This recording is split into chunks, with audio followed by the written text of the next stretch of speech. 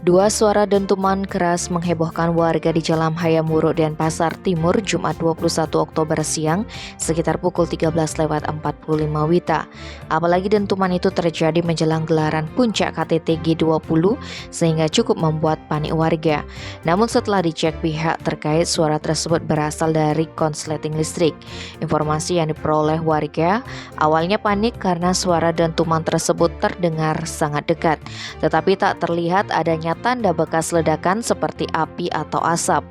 Menurut Kapolsek Denpasar Timur Kompol Nengas Sudiarte, pihaknya telah melakukan pengecekan ke tempat kejadian hingga ditemukan bahwa sumber ledakan ada di jaringan kabel di seberang kantor BPSDM Provinsi Bali.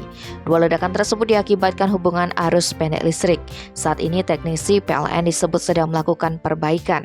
Sementara itu, manajer komunikasi PLN UID Bali Imade Arya mengatakan sebagai langkah antisipasi pihaknya akan mengoptimalkan inspeksi jaringan. Tim Bali Express melaporkan.